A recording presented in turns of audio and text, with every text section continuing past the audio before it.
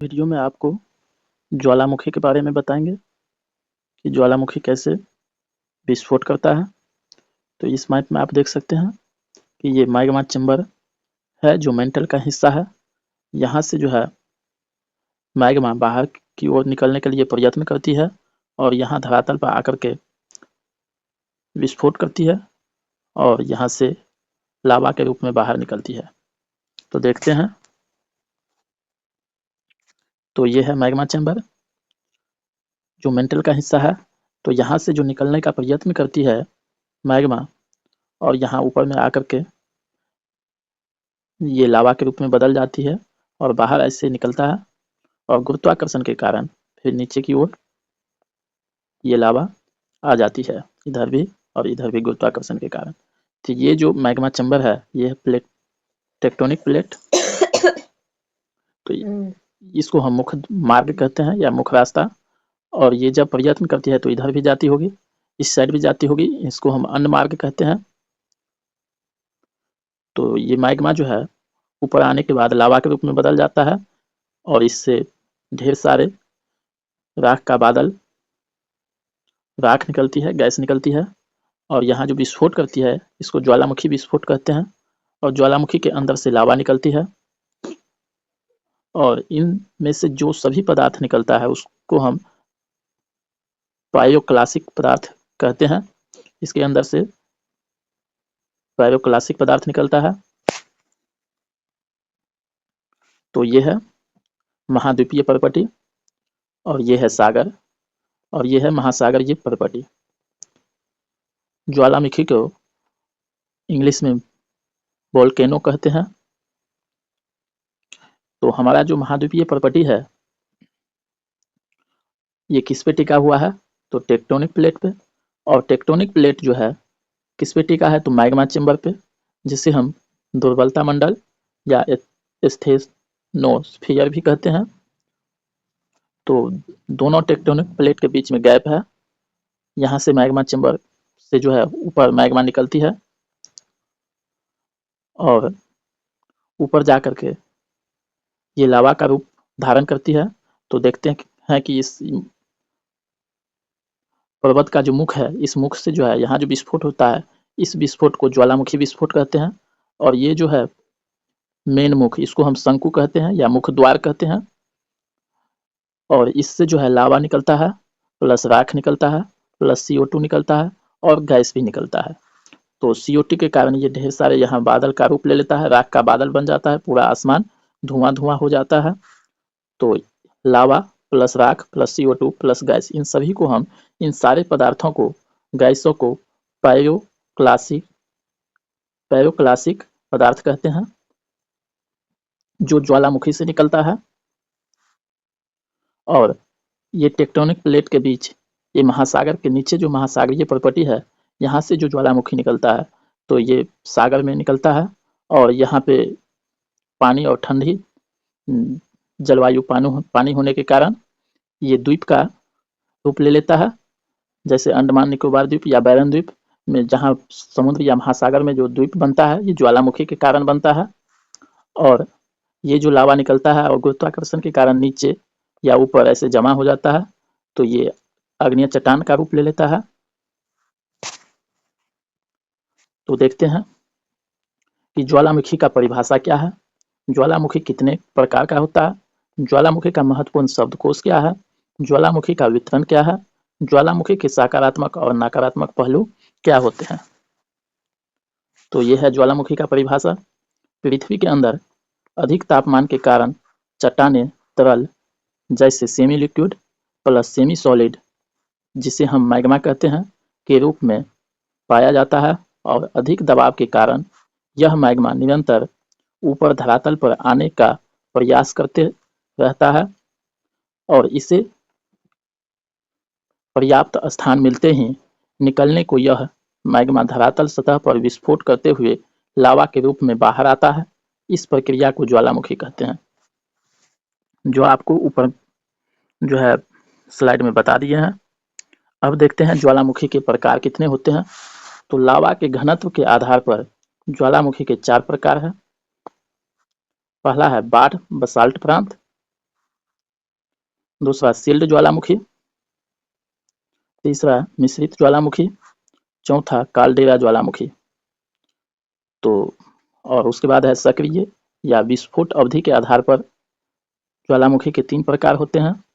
तो सक्रिय ज्वालामुखी, प्रसुप्त ज्वालामुखी और मृत ज्वालामुखी। तो बाढ़ बसाल्ट प्रांत में सबसे कम घनत्व होता है ज्वालामुखी का। सील्ड ज्वालामुखी में ना ज्यादा ना कम घनत्व होगा। ये सर्वाधिक पाए जाने वाला ज्वालामुखी है। मिश्रित ज्वालामुखी में घनत्व अधिक होता है, जिससे ज्वालामुखी पर्वतों का निर्माण होता है। अधिक घनत्व होने के कारण मिश्रित ज्वालामुखी में पर्वतों का निर्माण होता है, जैसे आग्नेय चट्टान, काल्डेरा सबसे अधिक घनत्व होता है, इसलिए इसका मुहाना जो है चौड़ा होता है। तो यहाँ देखते हैं कि घनत्व के आधार पर ये फ्रीजर वोल्केनो यानी बाढ़ बसाल्ट प्रांत। तो यहाँ से देखिए, इसका जो है ये यहाँ से मैग्मा से यहाँ ऊपर की ओर प्रयत्न करती है। इसका घनत्व बहुत कम है, इसलिए ये फैल गया है। ये कहाँ पे होता है? जैसे भारत का ढक्कन ट्रैप, रेगुर मृदा वाला क्षेत्र, जब लावा सबसे पतला हो और घनत्व सबसे कम हो और ये सबसे ज्यादा फैलता है, तब जो है ये सबसे ज्यादा फैलता है, यानी ऊंचाई कम और क्षेत्रफल ज्यादा होगा।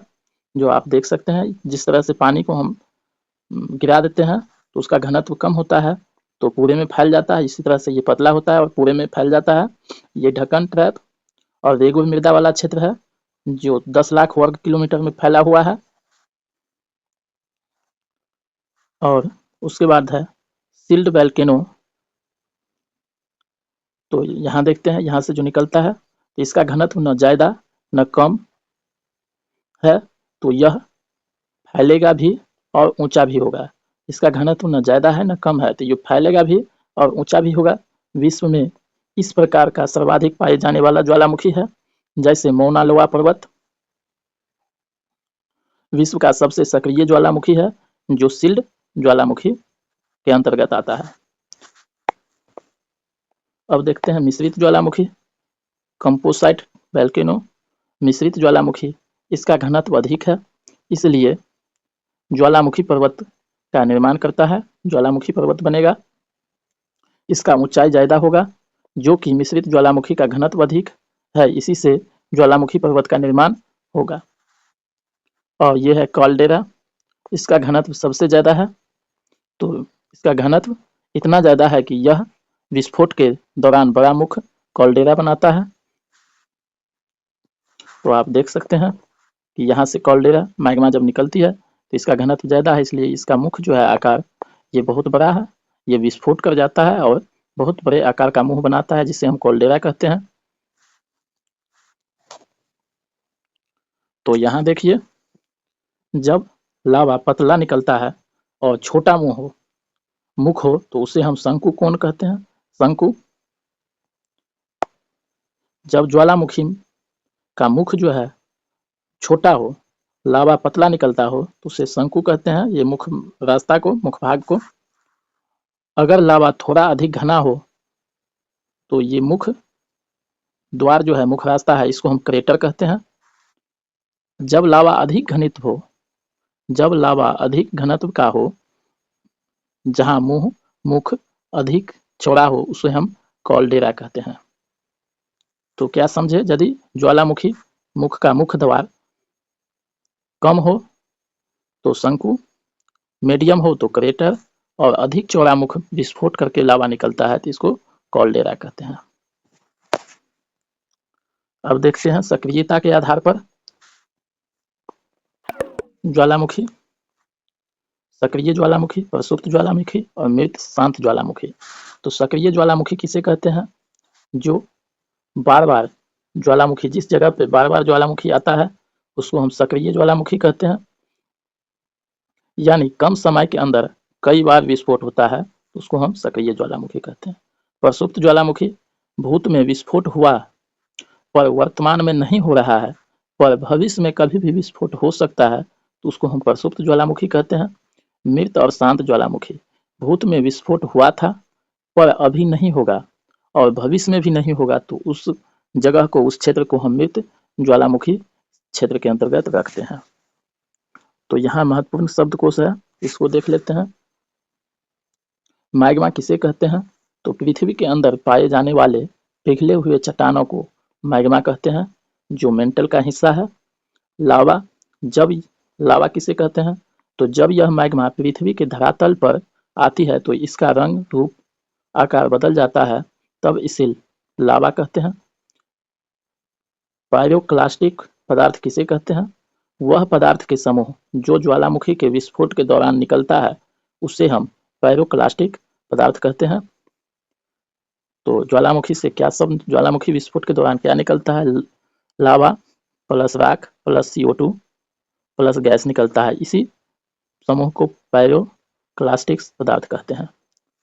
अम्लीय लावा, एसिडिक लावा किसे कहते हैं? तो वह लावा जिसमें सिलिका की मात्रा अधिक हो, उसे अम्लीय लावा कहते हैं। क्षारीय लावा यानी बेसिक लावा, तो वह लावा जिसमें सिलिका की मात्रा कम हो, उसे क्षारीय लावा कहते हैं। ज्वालामुखी चट्टान, लावा के ठंडे होने पर यह जम जाते हैं और जमने के बाद जो चट्टान बन जाता है उसको हम ज्वालामुखी चट्टान कहते हैं। तो ज्वालामुखी चट्टान एक धरातलीय ज्वालामुखी चट्टान बनता है और भूगर्भिक ज्वालामुखी चट्टान बनता है, तो उसको हम आंतरिक चट्टान कहते हैं या प्लेटोनिक चट्टान कहते हैं। धरातलीय चट्टान को हम आग्नेय चट्टान कहते हैं। तो यहाँ देखते हैं कि आग्नेय चट्टान, तो ये है मैग्मा चैम्बर, ये महासागरीय प्रॉपर्टी, ये महाद्वीपीय प्रॉपर्टी। तो यहाँ से जो मैग्मा बाहर निकलने के लिए, टेक्टोनिक प्लेट से जो बाहर निकलने के लिए जो प्रयत्न करता है, तो ये सीधा निकलते हुए यहाँ जब धरातल पर ये विस्फोट करके ऊपर की ओर लावा निकलती है और ठंडा होने पर जो चट्टान बनाता है, उसको हम आग्नेय चट्टान कहते हैं। लेकिन जब ऊपर की तरफ जा रहा है मैग्मा, तो ये मुख्य रास्ता है, लेकिन कुछ भाग इधर, कुछ भाग इधर, कुछ भाग इधर, कुछ भाग इधर, ऐसे कुछ हिस्सा में बंट जाता है मैग्मा। ये भी, इसको हम आंतरिक चट्टान कहते हैं। तो आंतरिक चट्टान के अंतर्गत जैसे स्टॉक, ये स्टॉक है, लाइकोलिथ है, बैतोलिथ है, हाइकोलिथ है, सीलू है, लैपोलिथ है, डाइक है, ये सब आंतरिक चट्टान है जो आग्नेय चट्टान का ही भाग है। जब ऊपर निकल करके जो चट्टान का निर्माण करती है उसको आग्नेय चट्टान कहते हैं। तो यहाँ भी देख सकते हैं, ये आग्नेय चट्टान, ये मैग्मा चैम्बर है और यहाँ से निकल करके आग्नेय चट्टान का निर्माण करती है। ये लावा बाहर निकल करके कुछ दिनों बाद ठंडा होकर के ये आग्नेय चट्टान बनाती है और जो लावा अंदर बच जाता है, जैसे स्टॉक, लाइकोलिथ, प्लूटोनिक चट्टान, बैतोलिथ, हाइकोलिथ, ये सभी ज्वालामुखी चट्टान ही है जो आंतरिक चट्टान है। तो ज्वालामुखी वितरण, विश्व में 80% ज्वालामुखी प्रशांत महासागरीय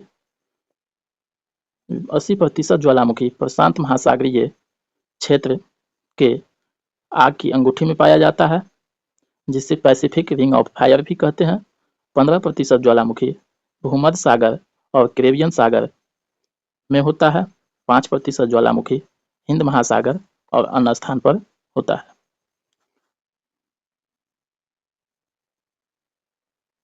बातरंग मृत ज्वालामुखी है। भारत का एकमात्र सक्रिय ज्वालामुखी बैरन द्वीप है, जो अंडमान सागर में निकोबार द्वीप का हिस्सा है। नारकौडम प्रसुप्त ज्वालामुखी है भारत का। तो ये है प्यारा भारत, ये नारकोडम है जो प्रसुप्त ज्वालामुखी का हिस्सा है। यहाँ है निकोबार द्वीप समूह जो एक्टिव सक्रिय ज्वालामुखी का हिस्सा है। बैरन द्वीप भारत का एकमात्र सक्रिय ज्वालामुखी है। सकारात्मक CO2 के कारण जीवन है, क्योंकि इसी से धात्विक खनिज हम लोग को प्राप्त होता है, मिलता है। नकारात्मक अधिक CO2 के कारण ग्लोबल वार्मिंग का स्थिति पैदा होता है, जलवायु परिवर्तन होता है, राख के कारण प्रदूषण बढ़ जाते हैं। तो CO2 होना, अधिक होना नकारात्मक है और प्रचुर मात्रा में सही स्थिति में कम होना CO2 जीवन के लिए लाभदायक और सकारात्मक है, जो खनिज धात्विक खनिज बनाने में सहायक है।